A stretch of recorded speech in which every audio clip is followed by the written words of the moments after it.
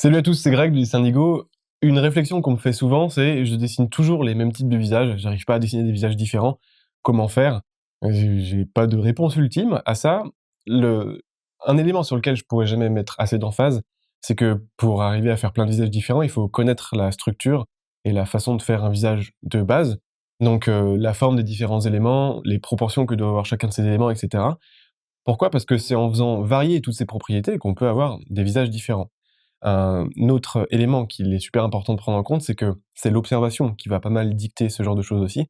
La culture qu'on a, l'habitude qu'on a de regarder plein de visages différents, cette sorte de bibliothèque mentale de types de morphologie qu'on peut rencontrer, qui vont faire que on va être à même de changer toutes ces propriétés-là.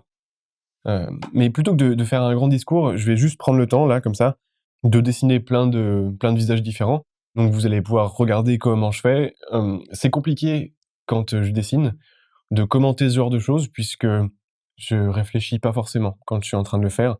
C'est juste que je laisse aller mon esprit et puis je dessine les choses comme je le ressens. Donc ils vont pas tous être réussis, il y en aura plusieurs différents. Je voulais juste observer ça et je commenterai un petit peu au fur et à mesure. On est parti.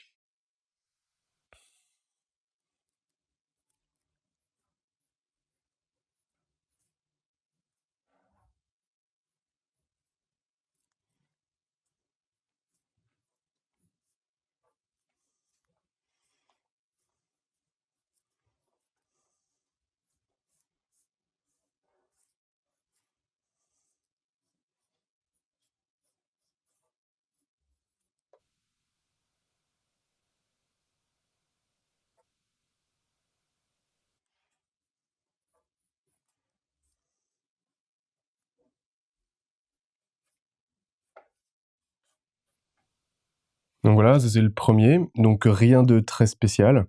Heu, la tronche d'un mec avec un peu un gros pif comme ça et quand, j'en suis à ce stade-là, si j'ai juste envie de prendre le temps de dessiner et de faire des visages qui sont tous différents, je vais partir de ce concept-là et je vais chercher à faire, non pas l'opposé, mais je vais reprendre tous ces points-là et je vais chercher à tous les faire bien différents à chaque fois. Pour gagner un petit peu de temps, à chaque fois que je vais le faire, je vais reprendre le patron que je mets à votre disposition donc celui-là, vous pouvez le télécharger gratuitement pour, refaire ce genre d'exercice si jamais ça vous intéresse. Je garde toujours la référence du dessin du visage que je viens de faire juste à côté et je vais partir sur complètement autre chose.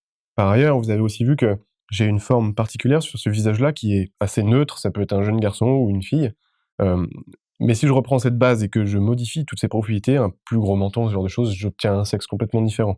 Donc je suis parti pour la suite.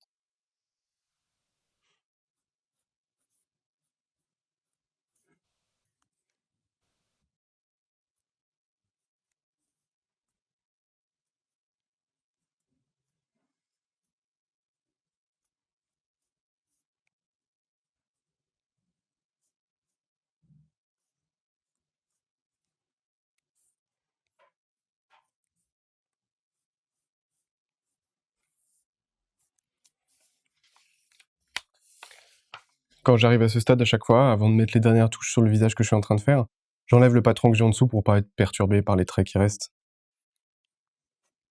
parce qu'ils sont plus du tout nécessaires. Je les garde dans un premier temps pour gagner du temps et pas avoir à réfléchir à l'orientation, à la structure et tout le reste. Mais c'est juste un support, c'est pas une fin en soi.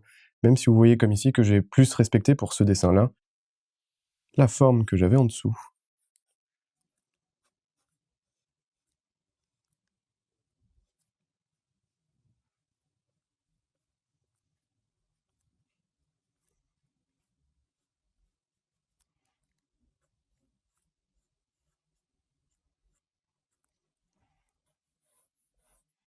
Donc là, vous pouvez le constater pour ce visage-là, j'ai pas du tout respecté la même forme de nez. Les lèvres, j'ai fait complètement différent, beaucoup plus gros. Hem, la forme de l'oreille, j'aurais pu faire un petit peu différent. Pas grave, je vais me rattraper sur le suivant. On est parti. Et je vais toujours reprendre la même base pour bien vous montrer que c'est pas forcément la forme en elle-même du visage, même si c'est un élément qui joue énormément, bien entendu, mais rien que les propriétés des choses qu'on a à l'intérieur, leur taille, l'expression du visage, tout ce genre de choses, ça peut aider à vraiment différencier tout ça. Je vais essayer d'aller beaucoup plus loin là-dessus pour vous montrer ce que je veux dire.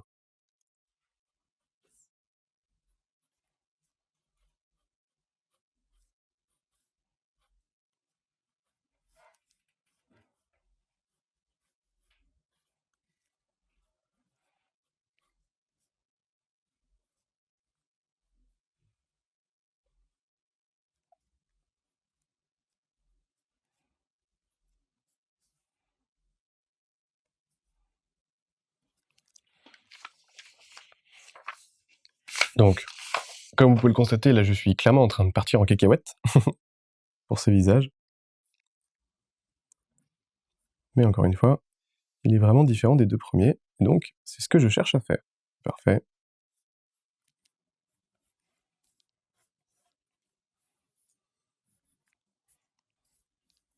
Mmh. Allez, un dernier pour la route. Il me reste un peu de place sur ma feuille, profitons-en.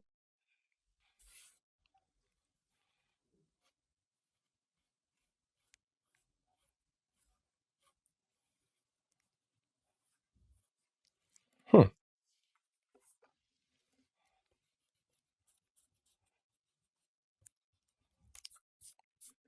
changement d'idée.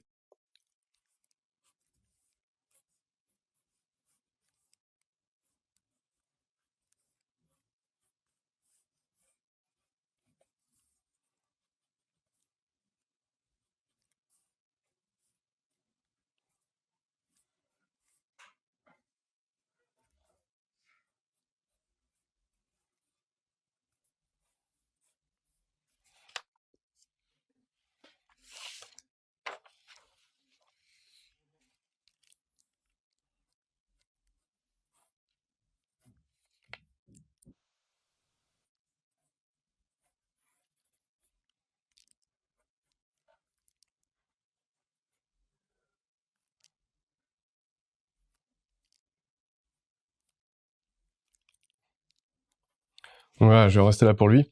Ou comme vous pouvez le constater, c'est clairement pas les plus beaux dessins ou les plus beaux portraits du monde, et ils sont pas non plus ultra réalistes, parce que comme je veux pas prendre le temps de faire une vidéo de 125 minutes, et que je cherche à garder ça dans un format qui est digeste et qui est assez court, j'ai pas le temps de faire un truc extrêmement détaillé, et cetera.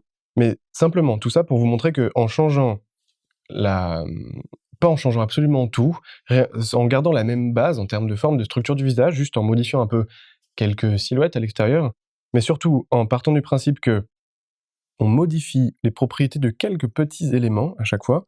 Donc juste la forme du nez, son inclinaison, la façon dont il se termine, la hauteur à partir de laquelle je peux voir une cassure sur l'arête, l'expression du visage, la grosseur des sourcils, leur forme en elle-même. Vous voyez là quelque chose d'assez fin, ici ils sont beaucoup plus rectangulaires, là ils ont une pointe vers l'extérieur, enfin ce genre de choses.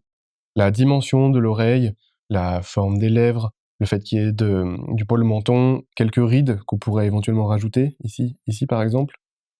Tous ces éléments-là, ça aide à donner de la personnalité au visage qu'on est en train de faire, et surtout la façon dont je les ai faits, elle est assez facile à retenir puisque, j'ai mis quelques indications de volume pour que je vois à quel endroit c'est plat, à quel endroit c'est relevé, ce genre de choses. Donc c'est-à-dire que cela, en regardant le patron que j'ai utilisé juste avant avec tous les angles du visage, j'aurais pas tellement de difficulté à le représenter sous plusieurs angles. Donc, je répète, quand on dessine un visage et qu'on se dit: «Il faut vraiment que je fasse quelque chose de différent de celui-là», essayez de sortir du sentier battu et de dire: «OK, ben, ça, je le fais toujours fin, c'est toujours le défaut dans lequel je tombe.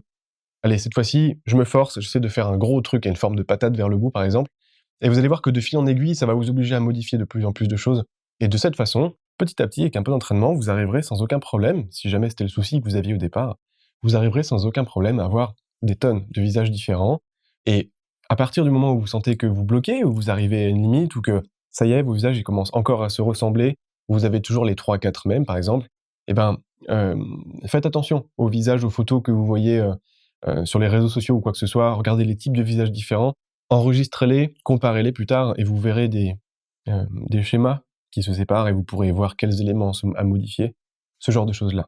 Donc faites-vous plaisir là-dessus, vous allez voir, c'est vraiment quand on débranche son cerveau et qu'après une dure journée, on a juste envie de dessiner des visages, au bout d'un moment, on en fait plein, plein, plein, on réfléchit même plus et c'est le cerveau qui balance des trucs comme ça. C'est assez gratifiant et puis ça remplit assez bien les carnets de croquis. Si vous ne sentez pas de vous lancer juste comme ça et que vous voulez faire comme moi en utilisant les patrons pour gagner un petit peu de temps, allez télécharger ceux-ci, ils sont disponibles gratuitement, je les mets à votre disposition, donc n'hésitez pas. Si jamais cette vidéo vous a plu, n'hésitez pas à me le dire. Est-ce que vous aimeriez voir plus de vidéos simplement où je dessine plein de choses à la suite? Vous regardez comment je fais, ou est-ce que vous préférez quand on explique précisément ce qu'on est en train de faire? C'est vous qui nous dites, donc n'hésitez pas à commenter et à dire ce que vous préférez, ce sera avec plaisir.